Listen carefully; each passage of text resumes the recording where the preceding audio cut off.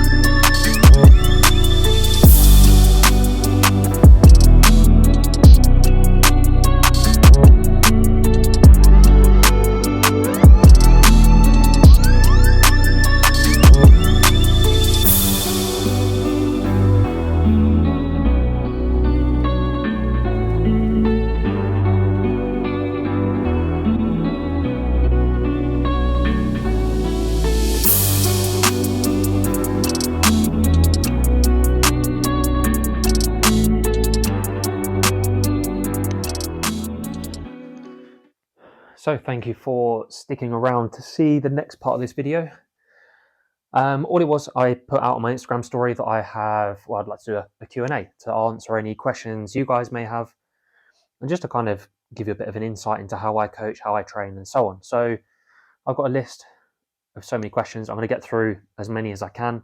Might do all of them, I might not do all of them, but then I may sort of cover a few more in the next video. So first question, is there any way of retaining muscle whilst on a cut? Now, there absolutely is. The few things I recommend is to maintain training intensity, keep on top of nutrition. Nutrition is number one, making sure your protein's high enough, getting enough carbs in to fuel the muscle and to fuel your workouts, and just making sure you're getting enough recovery. The other thing I'll also hit on as well is training intensity, making sure your training intensity is good enough to be able to sort of work the muscle and keep hold of it, because at the end of the day, you go into the gym, you work the muscle, you then eat the food, eat enough protein, whatever, to then keep that muscle tissue there. So it's all about keeping that training intensity there, which will help you as you go forwards. Now, your strength will drop, which obviously isn't particularly great, but all you can do is push as hard as you possibly can and not drop your calories too quickly. So hopefully that kind of answers that one. What's the average balance of carbs, protein, and fat for the average person? Now, it's difficult really, because it depends on what your goal is. If your goal is specifically fat loss, you're not too worried in a sense of maintaining as much muscle as you can. There is no real sort of right or wrong way to balance it. You need to kind of aim at 1 gram per pound of body weight of protein, obviously regardless of your body weight, making sure you're getting enough carbohydrates in and making sure your fat is at a good enough level. Now, for males, you can get away with a relatively low fat diet. My prep right now, I'm on very low fat, roughly about 15% fat a day. For a female, you need to make sure that it's high enough. Obviously, females rely on the fat for hormones and hormonal function and that sort of thing. So making sure that they're getting enough.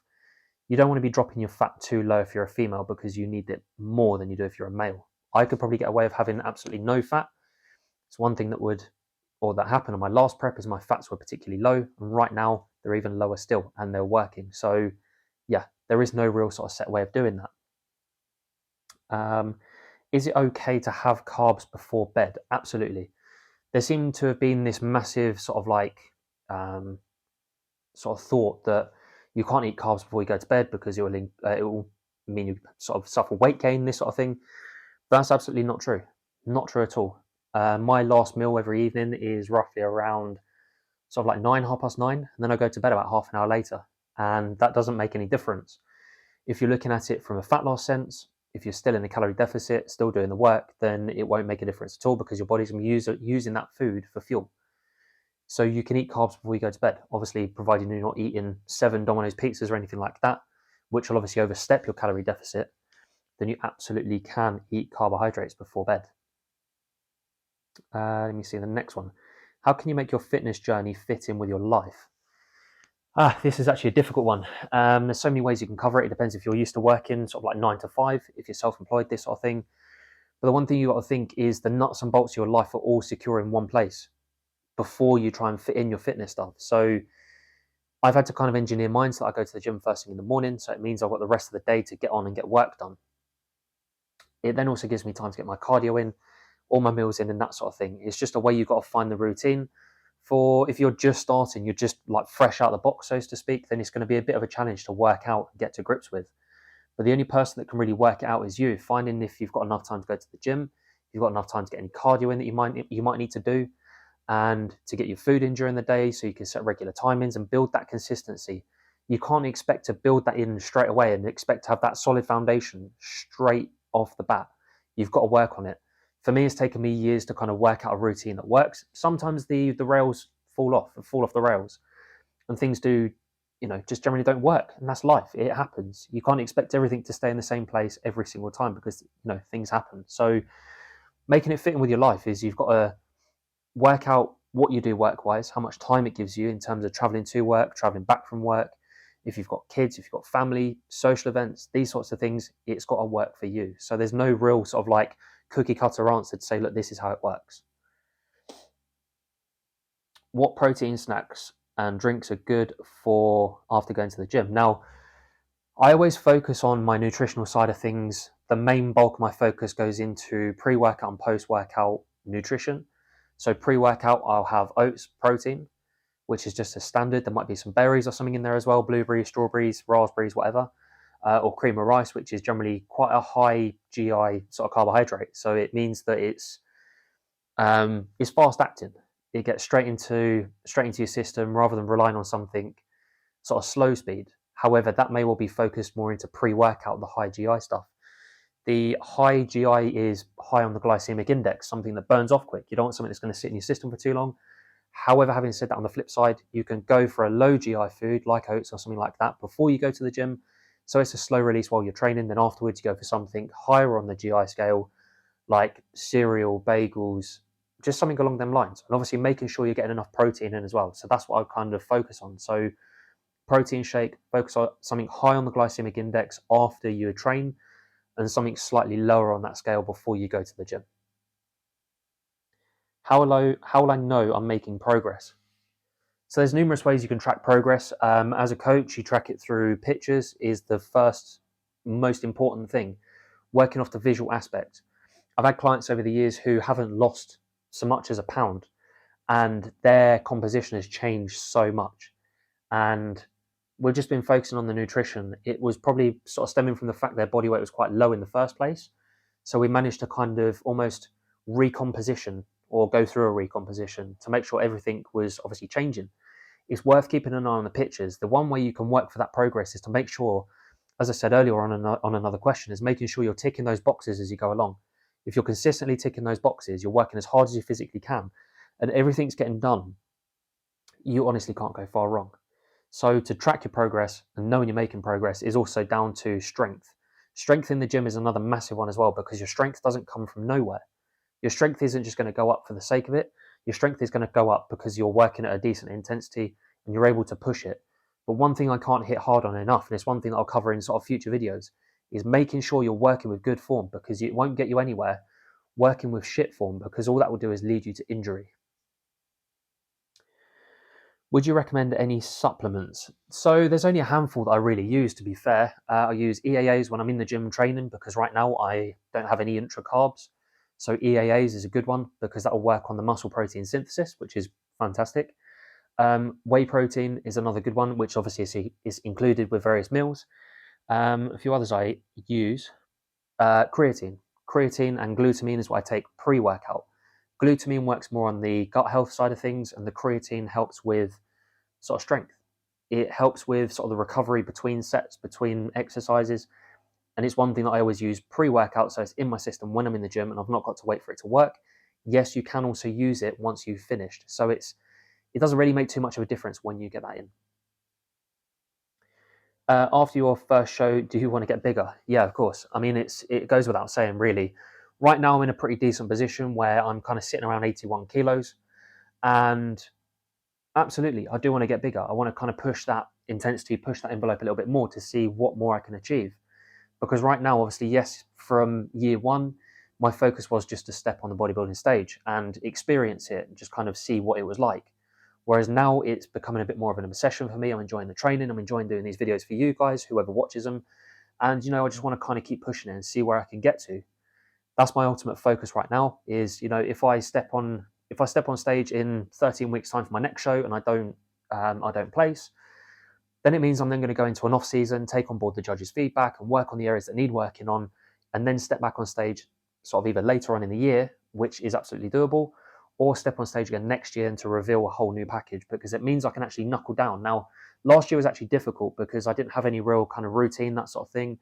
Change up with work and not being able to get to the gym at all for a good 3 or 4 months, which sucked ass. It meant that I lost a lot of time. So going through my off season, building up as much as I possibly could, eventually just went to waste. So yes, absolutely, I do want to get bigger.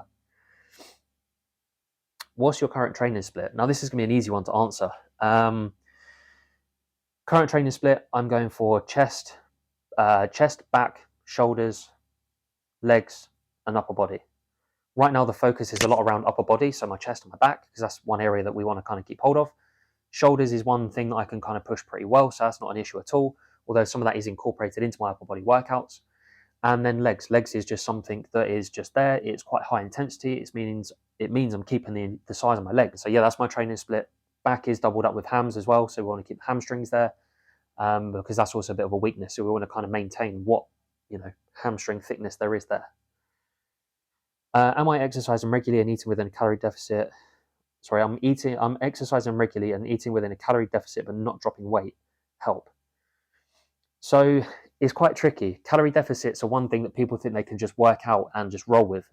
I'm a very firm believer in the fact that you've got to have your nutrition worked out properly, because you can't get away with just under eating, going to the gym, training and losing weight, because that will just end up in you shooting yourself in the foot, because you'll be hungry all the time, you'll be tired all the time, your recovery will be pretty poor, and it's quite hard to kind of balance everything. So you need to make sure that your nutrition is balanced as perfectly as you can get it. All you need to do is, one thing I would do is I'd reverse diet, and I'll go into a maintenance for a good few weeks and just kind of sit at that, let your body recover, get rid of any stress, anything like that, which will obviously help you sleep and keep you moving forwards. Obviously, exercising regularly and eating within a calorie deficit. It depends how far in a calorie deficit you are and how you've actually kind of worked out your food. And if it's actually conducive to what you want to be doing, if you're going to the gym, if you're doing any cardio, if you're getting any steps in, if you have a busy job, if you're on your feet all the time, then it might mean that you need slightly higher food than most. I'm always on my feet, generally a couple of days a week. So it means that I'm on a little bit higher food, and it kind of matches your expenditure. So hopefully that kind of answers your question. So the next one, how do you work out how much protein you need a day? Again, this is one that I've answered sort of in one of the previous questions. Protein is one that's the most important. Obviously, it helps with muscle retention, that sort of thing. But you want to focus on consuming 1 gram per pound of protein per body weight. 1 gram per pound of body weight of protein. That's the right way to put it. That's the best way to go. So obviously, if you're a 200-pound guy, you need 200 grams of protein. That kind of goes without saying, and that's going to see you through nicely. And that kind of goes for everybody. You don't really want to be consuming too much protein, because there will come a point where, getting that protein target is actually quite difficult. So if you're 260 pounds, 260 grams of protein, 300 pounds, 300 grams of protein, and it kind of works from there, and it's actually relative to your body weight.